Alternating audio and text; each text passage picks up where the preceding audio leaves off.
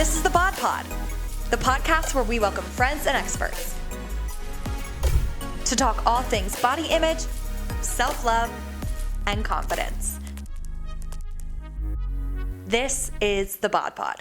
Hey BodPod Squad, I'm Rachel K. Grimm, your resident hype girl and host of the podcast, and I'm so excited you're here. I'm going to walk you through one of my favorite things I do every single year that absolutely changes my life, and that is vision boarding. The idea of setting intentions and making an execution board so that you can actually make your dreams come to life. Listen, I already know that you're probably overwhelmed with that rebranding your 2025 content. Like, I would actually bet money that it is all you are seeing in your algorithm. And I love that for you because that means you're motivated and you're surrounded by motivational content. But what good is the motivation if you don't have the steps to make it happen? Because I know that getting started is the hardest part. That's been the case for me and so many women I've talked to. So I want us to be set up for success in our new year by having these 5 steps to setting intentions, creating our vision board, and ultimately living the life we dream. And I want to promise you that this just isn't more of that 2025 new year, new you content.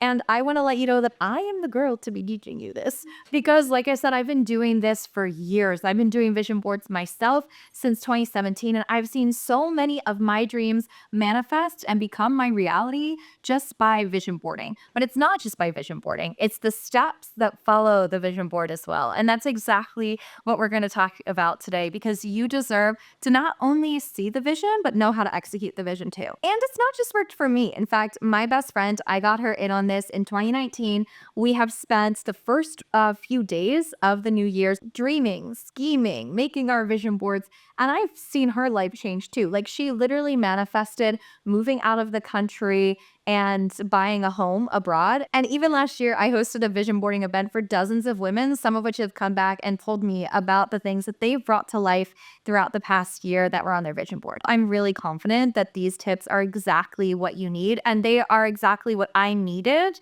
when I was first getting started with all of this, which is why I want to share them with you. But before we get into the fun, pretty things of the vision board, we need to dive into step 1, which is your year in review. I know this sounds boring, and to be honest, I always hate it at the start, but then once I get into it, I find that it's my favorite because it's not just looking at what I've done wrong, but it's looking at what I've done right and what I would like to do better. I think it's really important that we frame it that way. It's not what you've done wrong. It's what has happened, how you can improve on what has happened, and also how you can keep going with the things that have boosted your confidence over the past year. I personally like to do this on a piece of paper, and I divide it into 4 sections: personal, professional, health, and wealth.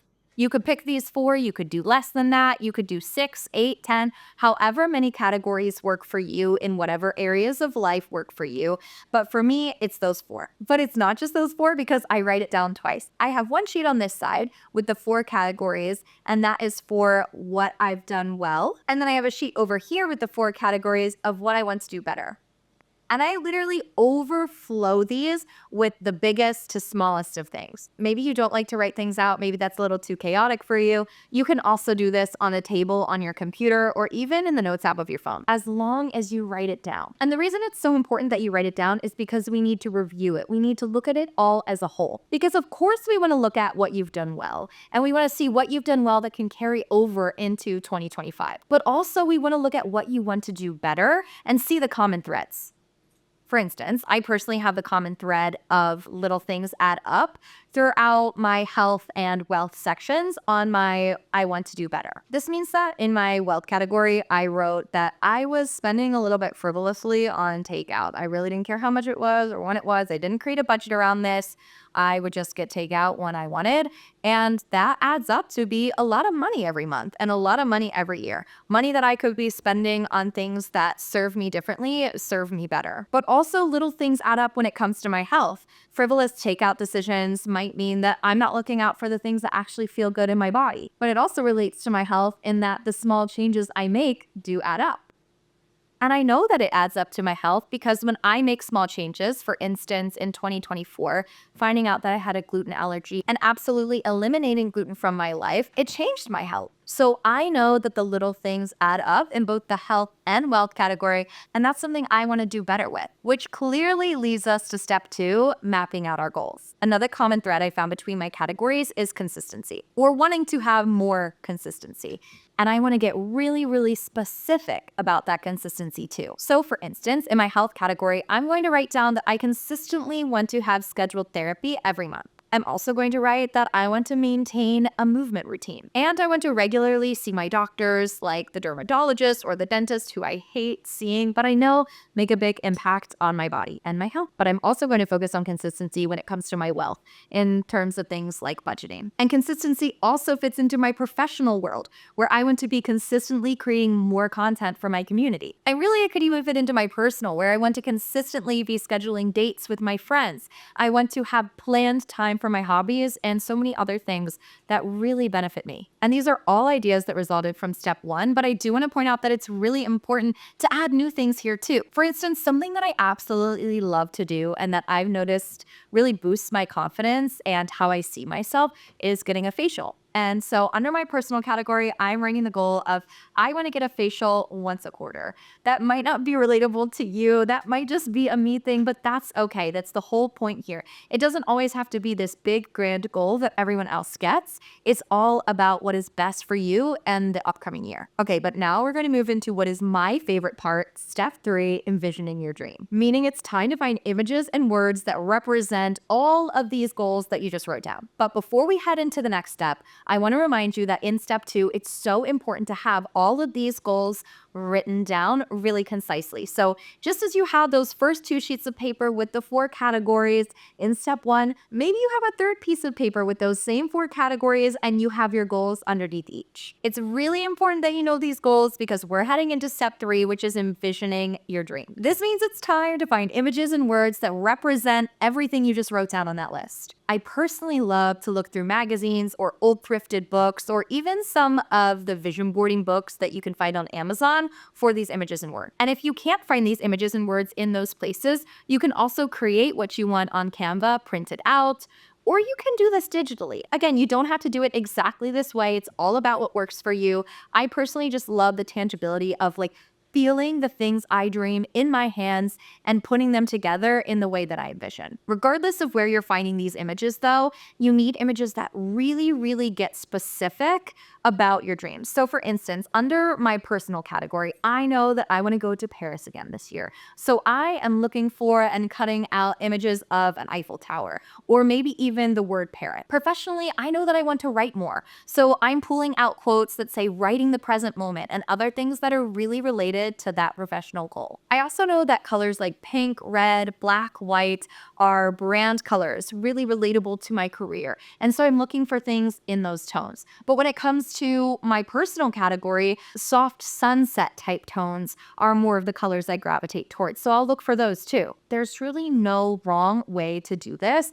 It's just all about finding images and words that represent you and your goal. Because we're ready to head into step 4, curating your future. It's a lot like what it sounds. It means we're taking all of those images you just searched for, you cut out, and we're putting them all in one place. And this one place is going to represent your ideal year. And for me, the medium I love to use to apply them to is a canvas. Spoiler alert, this is half of my vision board for this year. You can see I used a canvas here, I used Mod Podge, and I glue it to this surface. Again, you don't have to do it like this. You can use whatever medium works best for you. You can do this all on your computer if you want to.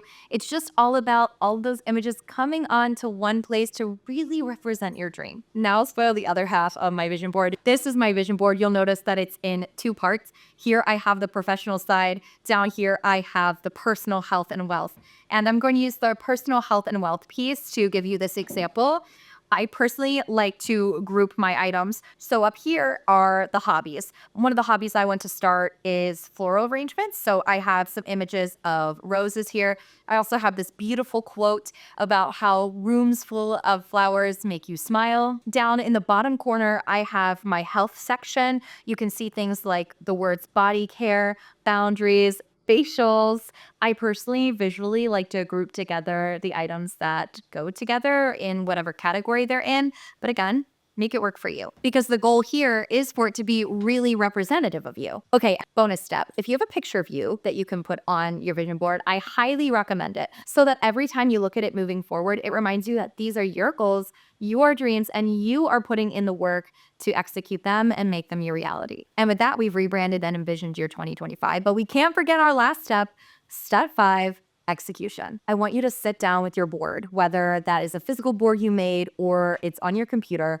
And I want you to really look at it. In step 1, you went ahead and reviewed your strengths and the places that you want to do better. And now it's time to review where you want to be. The fact that you took the time to review your past year, write out your goals, find images and words that represent the person and the place that you want to be, and you put them all together in this one place means that you already have a head start in the execution phase, in bringing to life the life that you dream. And in reviewing this ideal version of your life, I want you to look at these categories and start to think about the next small step you can take to keep this rhythm going. I share with you that one of my personal goals in 2025 is to prioritize a new hobby of floral arranging. So maybe my next step is researching some floral shops in the flower district that I can go to and select florals from. Or another next step when it comes to movement would be looking into some local dance classes that are happening or asking my friend if she would like to attend a fitness class with me. But remember, you don't have to have it all figured out at once. You have your whole year, your whole life to make it happen. But while you have the momentum going of getting started, it's really important to outline those next steps. Because listen, outlining that next step is going to propel you closer to where you want to be. And I don't know about you, but I can't wait to see where we are a year from now. And tell me I'm wrong, but there's no better time to start than now. Well, there you have it. Those are your 5 steps to setting intentions, envisioning the life you dream, and executing the next steps to live the most confident version of your life. Thank you so much for being here for this episode. If you liked it, please be sure to give it a thumbs up. Follow our podcast on Spotify, Apple, and everywhere you listen to podcasts. And if you'd like to see the visuals of this episode, you can definitely check us out on YouTube and give us a subscribe there. And to keep up with us on the daily, give us a follow on Instagram and TikTok at the BodPod. See you next time.